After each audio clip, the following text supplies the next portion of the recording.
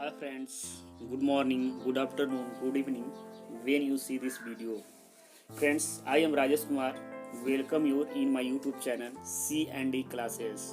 Friends, we have discussed about the topic introduction, and the topic introduction we have selected from the book Environmental Education and Disaster Management.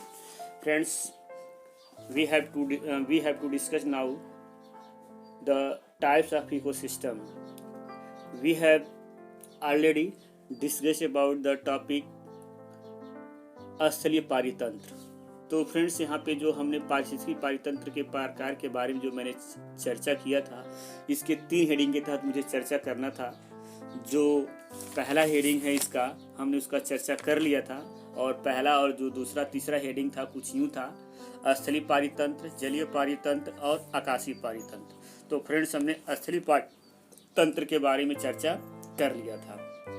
स्थलीय पारितंत्र के बारे में friends सीधे आते हैं, हम चर्चा करते हैं। जो दूसरे नंबर का इसका क्लासिफिकेशन था जलीय पारितंत्र।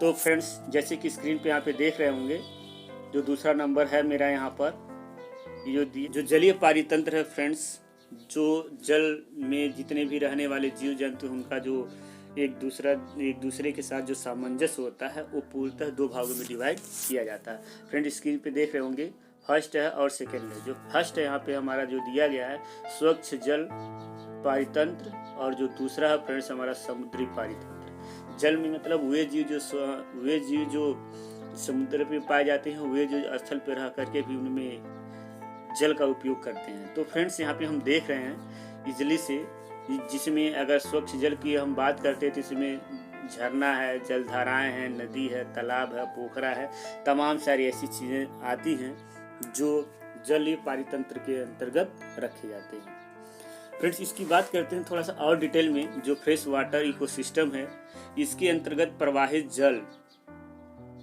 स्वच्छ जल पारितंत्र और स्थिर स्वच्छ जल पारितंत्र होती हैं। ये झरना है, जलधाराएं हैं, नदियां हैं, झीलें हैं, पोखरे हैं, तमाम ये सारे छोटे छोटे इसमें तत्व आ जाते हैं जो स्थल पर इनका जीवों के साथ एक दूसरे के साथ सामंजस्य रहते हुए ये कार्य करते रहते हैं।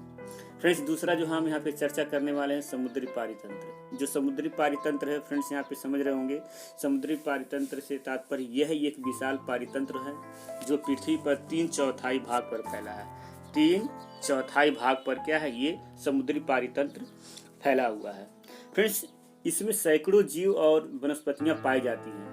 सैकड़ों जीव और वनस्पतियाँ, ये नहीं कि जो वनस्पतियाँ होती सिर्फ स्थल पर पाई जाती, नहीं, जो वनस्पतियाँ होती हैं वो हमारे समुद्र में भी पाई जाती हैं। जैसे काई होती हैं, शैवाल होते हैं, लाइकेन, ये अधिकतम जो ऐसे होते हैं वो हमारे समुद्र में पाए जाते हैं। फ्रेंड्स, पर्यावरण की क्रिया इसी के द्वारा नियंत्रित होती है। इसके अंतर्गत महासागर, मुहाने, खाड़ियाँ आ जाते हैं। मतलब जो समुद्री पारितंत्र है, इसमें जो बात उदाहरण दे रहा, महासागर है, मुहाने हैं, खाड़ियाँ हैं, मतलब छोटे छोटे सागर हैं, ये सारे इसमें हमारे समुद्री पारितंत्र में आते हैं। फ्रेंड्स, अगर हम इसकी भी बात करते हैं तो जो समुद्री पारितंत्र है, इसमें भी जो सामंजस्य बनता है वो 3 तत्वों को लेकर के बनता है। जैसे कि स्क्रीन पे फ्रेंड्स देख रहे होंगे, इसमें लिखा है जो समुद्री पारितंत्र में जो महत्वपूर्ण होता है, लवणता की पाई जाती है, तरंग भी उसमें उठते हैं, ज्वार और भांटा आता है। फ्रेंड, इसके बारे में आप बखूबी जानते होंगे।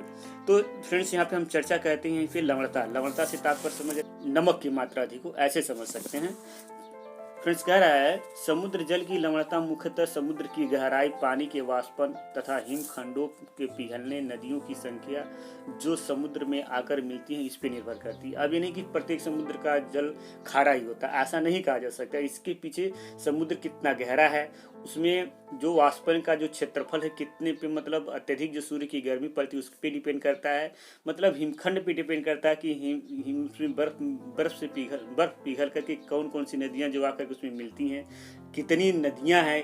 अगर नदियों की संख्या अधिक होगा तो उसका खारापन कम होगा। जिस समुद्र में नदियाँ मिलती नहीं उसका पानी अत्यधिक खारा होगा। तो इस बात पे डिपेंड करता है कि मतलब उस समुद्र की लवणता नदियों पे, इन सारी चीज़ों पे डिपेंड करती है। कह रहा है ऐसा अनुमान है कि जो 80% 20% क्लोरीन है, और फिर सोडियम है, कैल्शियम है, पोटेशियम है और सल्फर है, ये जो तत्व होते हैं फ्रेंड्स, इसमें जो सागर की लवणता पानी में घुले होते हैं। अन्य तत्वों के तथा मैग्नीज भी मिले होते हैं। तो फ्रेंड्स लवणता डिपेंड करती है समुद्र में जो सोडियम की मात्रा होती है और क्लोरीन की मात्रा अधिक होती है। इसके अलावा कम मात्रा में सोडियम, कैल्शियम और कह सकते हैं कि पोटेशियम और सल्फर भी इसमें पाए जाते हैं। तो लवणता के पीछे सर्वाधिक मात्रा वहाँ पे होता है जो सोडियम की होती है, 80% सोडियम उसमें पाया जाता है।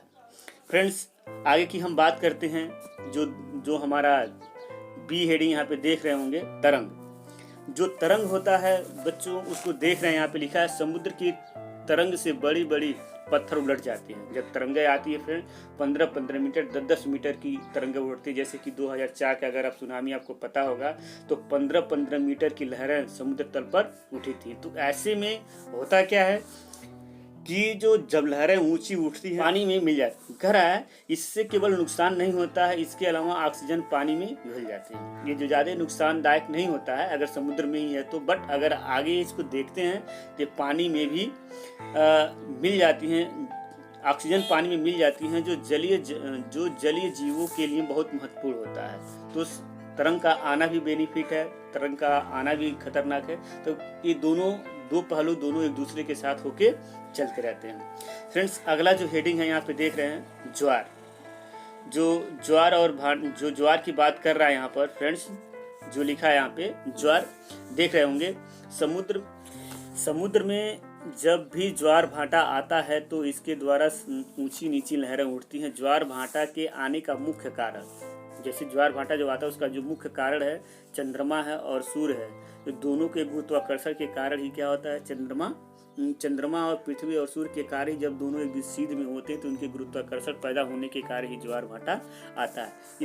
इसके दो लाभ होते हैं, ज्वार और भाटा के आने का भी दो लाभ होता है। बताता है इसमें इसके कारण जीव पानी में अधिकता महसूस करते हैं। इसमें जितने भी जीव जल में रहते हैं उनको ये लगता है कि समुद्र का जल अधिक है। होता है ऐसा किस लिए है, क्योंकि समुद्र जब ऊंचाई पे चढ़ता है तो जंतुओं को लगता है कि जल अत्यधिक है। इसका एक फायदा होता है। कहता है जो इसके अलावा एक दूसरा लाभदायक है, इसके द्वारा मानव बिजली का उत्पादन भी कर सकता है। अर्थात पानी अगर ऊंचाई पर चढ़ जाता है तो मानव उसको रोक लेने के बाद उसको धीरे धीरे पानी टरबाइन के माध्यम से अगर गिराए तो बिजली भी उत्पन्न कर सकता है। इसका दोहरा बेनिफिट हो सकता है, लेकिन बड़े पैमाने पर एक खर्चीला एक पदार्थ होगा, क्योंकि ये 24 घंटा में एक बार पानी चढ़ता है फिर उतरता है। तो इस तरह से हम पानी को क्या करते हैं, हार्वेस्टिंग भी करके रोक करके हम चाहें तो बिजली भी उत्पन्न कर सकते हैं। फ्रेंड्स अगली जो हेडिंग है यहाँ पे देख रहे होंगे, स्क्रीन पे आपके दिखाई दे रहा होगा, वो आकाशीय पारितंत्र।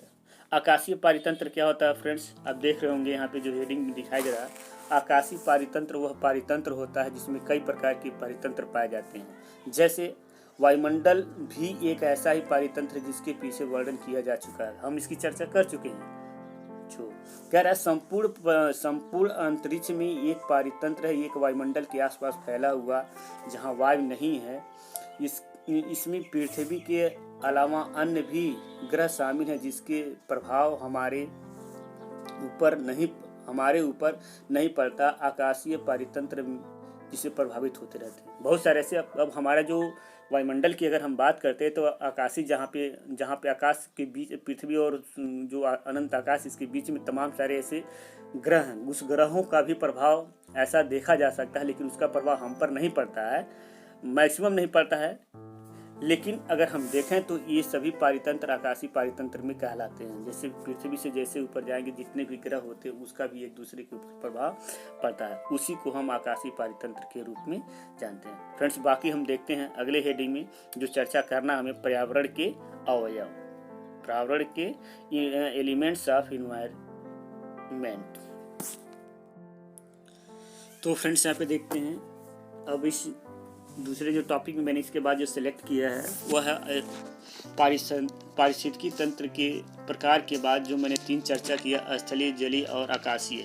अब इसके बाद फ्रेंड्स हम ये देखने का प्रयास करेंगे कि जो हमारा पर्यावरण की जो अवयव हैं अर्थात एलिमेंट्स ऑफ एनवायरनमेंट, मतलब कौन कौन से ऐसे तत्व हैं जो मिल करके हमारी इस पर्यावरण को बनाते हैं। पर्यावरण के घटक कह सकते हैं, पर्यावरण के तत्व समझ रहे होंगे। कौन कौन से ऐसे तत्वों को मिल करके हम एक पर्यावरण को क्या करते हैं के रूप में देखते हैं। तो फ्रेंड्स स्क्रीन पे देख रहे होंगे, पहला हमारा जो पर्यावरण के रूप में सबसे प्रमुख जो घटक है, वो प्रमुख तो सारे हैं, जो सबसे महत्वपूर्ण है वो पृथ्वी है, जो दूसरा हमारा जल है, जो तीसरा हमारा हवा है, जो चौथा है ऊर्जा है, ये जो पांचवा है स्थान है।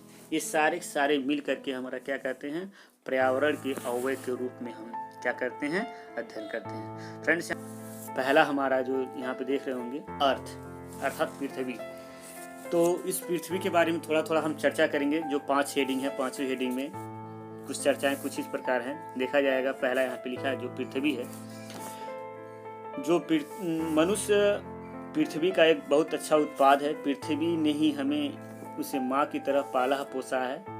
मनुष्य की सारी क्रियाएं पृथ्वी पर ही संपन्न होती हैं, पृथ्वी पर ही जीवन, पृथ्वी ही हमें जीवन देती है। और इसमें अनेक प्रकार के जो महत्वपूर्ण देखना फ्रेंड्स, यहाँ पर जो तेल है, तेल के बाद यहाँ कह सकते हैं कि कोयला है, कोयला के बाद फ्रेंड्स यहाँ पे देख रहे होंगे जो तमाम सारे हमारे खनिज हैं, प्राकृतिक पदार्थ हैं, गैस हैं, आज पृथ्वी ने हमें उपहार के स्वरूप में दिए हुए हैं। इस प्रकार पर्यावरण का एक महत्वपूर्ण भाग जो तत्व है पृथ्वी है, क्योंकि इस पर जल है, वायु है, हवा है, तमाम प्रकार की स्थिति है, जीव जंतु, कीड़े मकोड़े, पेड़ पौधे आदि इसी में पाए जाते हैं। इस प्रकार से लर्नर्स हम ये कह सकते हैं कि पर्यावरण के परिवर्तन द्वारा ही पृथ्वी प्रभावित होती है। इसमें जितने भी पर्यावरण के परिवर्तन द्वारा ही पृथ्वी प्रभावित हो रही है। तो तमाम सारे ऐसे मतलब ऐसे परिवर्तन होते हैं जो पृथ्वी पे इन सारे तत्वों के कारण ही परिवर्तन होता रहता है। फ्रेंड्स, जो दूसरा टॉपिक हम यहाँ पे ले रहे हैं, जो वाटर की जो हिंदी है वो जल होता है। कह रहा है जो वाटर है पृथ्वी पर सबसे महत्वपूर्ण, यह कह सकते हैं कि जल के रूप में पाया जाता है। पृथ्वी का 3/4 अर्थात जो पृथ्वी पे जल हो उसका 3/4 हिस्सा जो जल हो वो किसमें है, समुद्र में है। किसमें है, समुद्र में है। 3/4 हिस्सा जो है वो समुद्र में है, जिसका प्रयोग मनुष्य कभी कर नहीं पाता है। नहीं कर पाता, इसके पीछे कारण क्या है, ये नहीं कर डालता लेकिन नहीं कर पाता। वजह यह है कि यह जो समुद्री जो जल होता है बहुत ही खारा होता है। खारे होने के कारण इसका मनुष्य उपयोग बहुत कम कर पाता है। पृथ्वी पर उपस्थित सतही जल जिसके काम आता है, अर्थात तो हम मनुष्य उसी जल का प्रयोग कर पाते हैं जो सतहों पे होता है। सतह में जैसे कह सकते हैं पोखरी का पानी, नदी का पानी, तालाब का पानी, इसी का ही प्रयोग कर पाते हैं, जिसे मौका मिलते ही हम प्रदूषित करने से कभी छोड़ते नहीं है। फ्रेंड्स, आगे कह रहा है सूर्य के वाष्पीकरण के द्वारा वाष्पित होता है, पुनः जल पृथ्वी पर आता है, जिसे जल चक्र के बारे में पिछले में हमने अध्ययन किया था। तो वायुमंडल में उपस्थित धूल, धुआं, अन्य प्रकार के हानिकारक घुलनशील गैस जो हानिकारक होते हैं, जो मनुष्य के लिए बहुत ही ज़्यादा हानिकारक होते हैं, वर्षा का जल अम्लीय हो जाता है। जब यहाँ से नाना प्रकार के तत्व हमारे वातावरण में मिलते हैं तो जल चक्र के माध्यम से जब वर्षा होता है तो सारे धूल के कण उसमें मिल जाते हैं। जो शुद्ध पानी जो वर्षा के रूप में आती है वे मिल करके उससे अम्लीय के रूप में बदल देते हैं, जो हमारे पेड़ पौधे, जीव जंतु, अन्य जीवधारी होते हैं, जिनके लिए बहुत ही कष्टदायक होती है। तो फ्रेंड्स, यहाँ पे देख रहे हैं ये हेडिंग समाप्त हुआ। अब दूसरा हेडिंग जो हम यहाँ पे ले रहे हैं वो एयर, जिसे हम हवा कहते हैं। फ्रेंड्स, हवा से भी आप वाकिफ होंगे। हवा हमारी प्राणवायु है। हवा के द्वारा ही हम जीवन संभव है। खाना नहीं मिले चलेगा, लेकिन हवा न मिले तो हम एक पल के लिए जीवित नहीं रह सकते हैं। तो पृथ्वी के चारों ओर जो एक परत होती है जिसे वायुमंडल कहते हैं, जैसे पिछले टॉपिक पे हम इसका चर्चा कर चुके हैं, इसके कितने प्रकार हैं, इसके कितने लेयर्स हैं पूरे वायुमंडल का, तो चर्चा हो चुकी है। लेकिन फिलहाल हम यहाँ पे देखने का प्रयास करते हैं। जो सबसे महत्वपूर्ण बात मुझे ये बतानी है कि आज के समय में सांस लेना भी बहुत दुर्लभ हो गया। कारण बहुत सारे हैं। लिखा है प्रतिवर्ष प्रदूषण के कारण मनुष्य सारे रुपयों की बर्बादी हो रही है।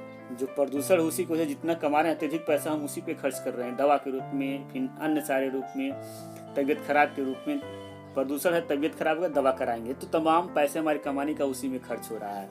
वायुमंडल में कई प्रदूषक गैस हैं जिस मौजूद हैं। नीदरलैंड में कार्बन डाइऑक्साइड गैस और नाइट्रोजन ऑक्साइड गैस और फिर फॉर्मएल्डिहाइड धुएं की मात्रा निर्धारित सीमा से अधिक है।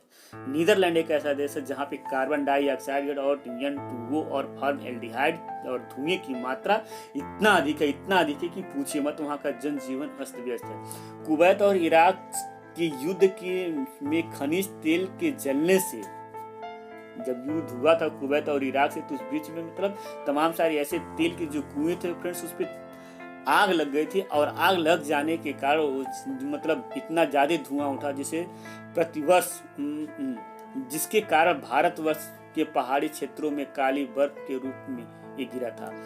आग लगी थी कहाँ पर? इराक और ईरान के कुओं में, लेकिन वहाँ पे इसका प्रभाव भारतवर्ष के पहाड़ी क्षेत्रों पे देखने के लिए मिला था और ये बर्फ काली बर्फ के रूप में, अर्थात जितने बर्फ थी वे काले हो गए थे फ्रेंड्स। तो ये कहीं न कहीं मनुष्य करता, कहीं पर इसका परिणाम दूसरे के रूप में हमें भुगतना पड़ता। अतः हमें वायु को शुद्ध करने के लिए प्रदूषण पर काम करना होगा। अगर हम इसको बचा नहीं पाए फ्रेंड्स, वो दिन दूर नहीं जिस दिन हम स्वतः की कुआं खोद करके स्वतः मरने के लिए हम तैयार हो जाएंगे। तो अपने मौत का कारण हम स्वतः बनेंगे, हम स्वतः मर जाएंगे। तो फ्रेंड्स हम आगे देखते हैं। यहाँ पे जो दूसरा हमारा हेडिंग है वो हमारा है ऊर्जा है। ऊर्जा, हम जानते हैं कि ऊर्जा एक ऐसा तत्व है जो मनुष्य के लिए बहुत ही उपयोगी होता है, बहुत ही महत्वपूर्ण होता है और इसी का उपयोग करके तमाम सारे ऐसे कार्यों को कर सकते हैं। बताया गया ऊर्जा के बारे में फ्रेंड्स, पिछले वीडियो हमने चर्चा किया था।